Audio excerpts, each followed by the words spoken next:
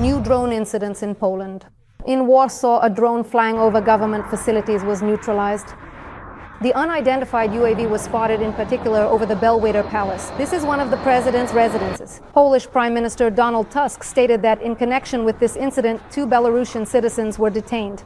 Preliminarily, those who launched it have been identified, and now the police are investigating all the circumstances. Later, a representative of the State Protection Service Command reported that the drone did not pose a threat. The official reaction of the Polish law enforcement agencies is especially sharp and particularly vigilant after nearly 24 Russian drones violated their national airspace just last week, entering from both Ukraine and Belarus. Meanwhile, Russia continues to pull NATO's whiskers and does so with impunity. Today, a Russian drone entered Romanian territory and circled there for 50 minutes. The comment from their Minister of Defense really struck me. We scrambled F-16S and were very close to shooting it down. The drone was flying very low, but at some point it turned back toward Ukraine.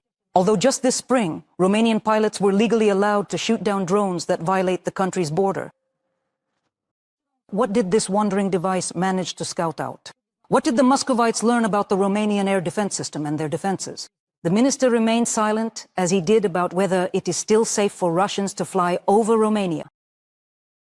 I'm afraid that a lot of similar questions remain for Poland as well, which this week faced the most serious challenge so far in the current war, and in fact for the whole of NATO. It seems that the nuclear cudgel the Russians are now brandishing right near the borders of alliance countries is indeed paralyzing it. But for how long? TSN Tishrin correspondent Natalia Yarmola on a moment that could become a turning point in this war. For the first time, Poland heard the sounds of war this close, this real. Several dozen drones entered not just the airspace of Poland from Ukraine and Belarus, but the entire NATO, penetrating hundreds of kilometers deep. Russia's recklessness in the air along our eastern flank is becoming increasingly frequent. We have seen drones violate our airspace in Romania, Estonia, Latvia, and Lithuania. Whether intentional or not, this is dangerous and unacceptable.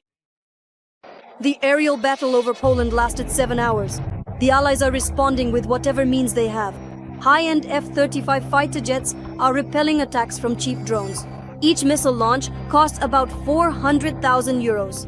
The result? Only 4 out of nearly 20 were shot down, forcing the Allies to admit this is a different kind of war, and they only know about it in theory.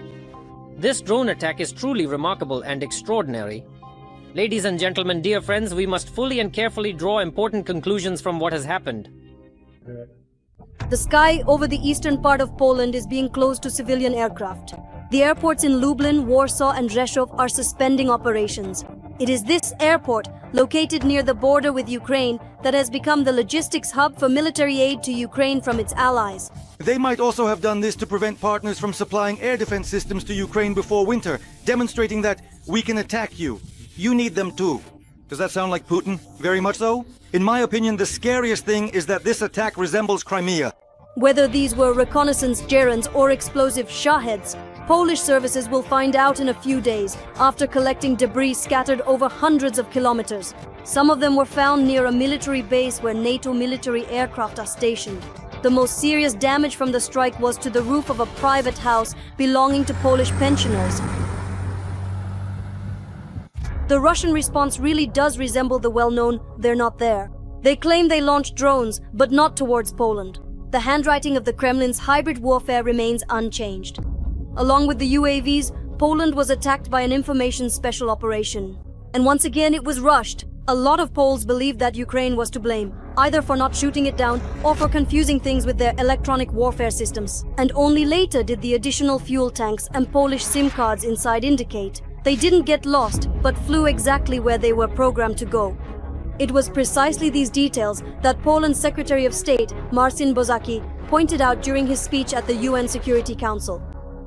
We know, and let me be absolutely clear, I repeat, we know that this was not a mistake, not at all.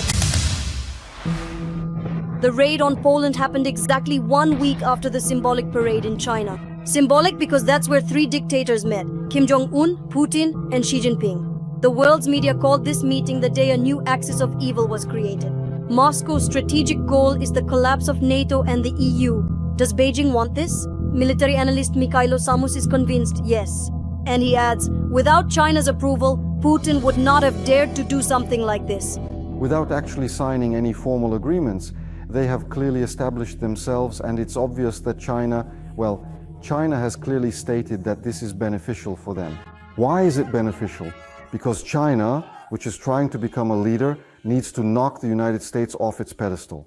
In other words, the United States on one side, Europe on the other. Because in fact, China's main goal is to dethrone the US and enter the European market. And to some extent, they have succeeded. NATO's unity was called into question by Donald Trump's response. He called the presence of nearly 20 drones in Poland a likely mistake. It's worth noting here that Warsaw has always considered Washington its closest ally. In Brussels, they are trying to find a definition for what happened. Incident, incursion, aggression, provocation. The response will depend on this. This is not enough for Article 5. Poland calls Russia's actions an act of aggression and requests the activation of Article 4, meaning consultations. It took 3 days to formulate a response, which led many to question the alliance's resolve. But the response from NATO's Supreme Allied Commander Europe, General Alexis Grinkewicz, the military operation Eastern Sentinel, satisfied the allies. Eastern Sentinel will be highly flexible and adaptable, providing even more specifically targeted deterrence and robust defense capabilities, exactly when and precisely where it is most urgently needed. It will include additional enhanced capabilities. It will integrate air and ground defense, as well as increase information sharing between countries. The very next morning, the Polish General Staff released footage of a French A-400 transport plane landing in Minsk Mazowiecki with weapons for Rafale fighter jets. And NATO has launched large-scale exercises involving the deployment of troops and equipment to Lithuania to test response speed, compatibility, and to enhance combat readiness. At the same time, on the other side of the border, the Russians and Belarusians are conducting their own maneuvers. At the end of the week, a whole delegation of foreign guests arrives in the capital. These are representatives from the United Kingdom, France, Germany, Italy, Denmark, Poland, and Finland. US Special Representative Keith Kellogg narrowly avoided a Russian drone attack in Poland while on his way to Ukraine. With the president of Ukraine, they discussed strengthening air defense, security guarantees, and sanctions.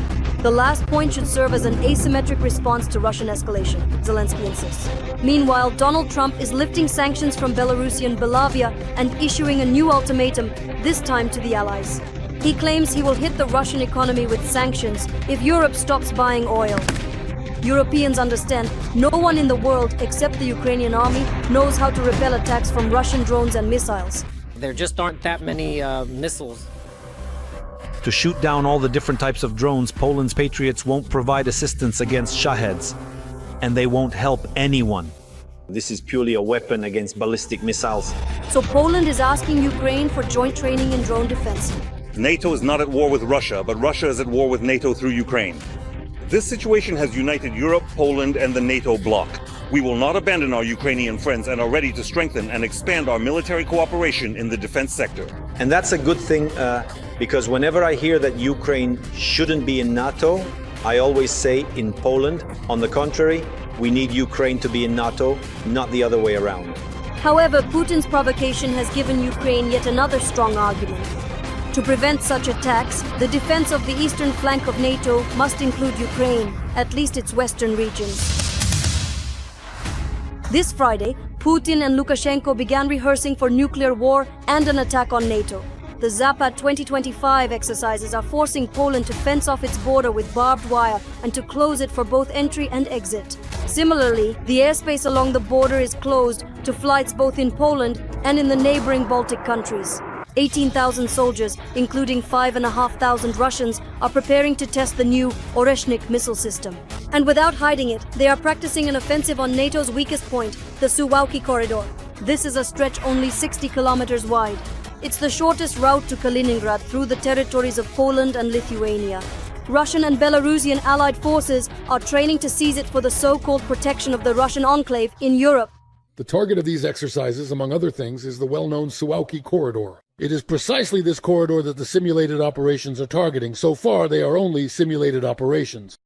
The Polish Prime Minister used the phrase, "so far," for a reason, because twice in history, such exercises ended with a Russian invasion, in 2008 in Georgia and in 2022 in Ukraine. NATO's General Staff does not consider such scenarios. However, Zapad 2025 will continue until September 16th. The alliance declares its readiness to respond to any provocations. Putin made it clear exactly where NATO allies should keep a close watch, and recent events have given a clear answer to the question, who will defend Europe? Natalia Yarmola, Volodymyr Ostapenko, TSN, Week 1+1, Marathon, United News.